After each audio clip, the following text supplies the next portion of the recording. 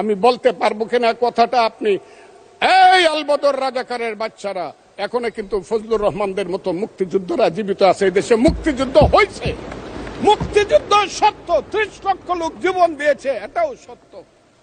এই যুদ্ধের মধ্য দিয়ে আমরা সেদিন তাদের সঙ্গে যুদ্ধ করেছি। আমার বাড়ির সামনে মব হয়েছে আমাকে হত্যা করার জন্য। সেদিন আমি আজকের পুলিশকে ধন্যবাদ দিব, আজকের মিলিটারিকে ধন্যবাদ দিব। 10 মিনিটের মধ্যে আমার বাড়ির সামনে তারা গিয়ে উপস্থিত হয়েছে আমাকে বাঁচানোর জন্য। অনেক চক্রান্তের মধ্য দিয়ে ইলেকশন হয়েছে।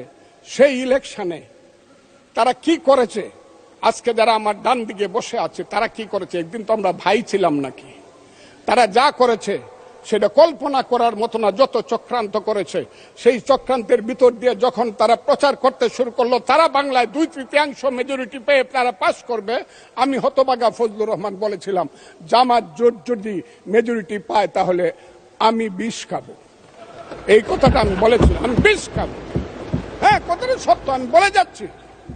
এবং তারা কোনোদিন যুদ্ধে জয়লাভ করতে পারে না, রাজনৈতিক যুদ্ধে, কারণ তাদের পূর্বপুরুষ বাংলাদেশ চায় নাই। বাংলাদেশ যদি থাকে, এই বাংলায় শুধু বেলিচা মিলিয়ার জুই ফুল ফুটে না, এদেশে রক্তগোলাপ রক্ত জবাও ফুটে।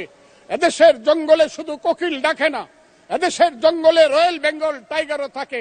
যতদিন রয়্যাল বেঙ্গল টাইগার থাকবে, মুক্তিযোদ্ধা জিতবে, রাজাকার কোনোদিন এদেশে জয়লাভ করতে পারবে না।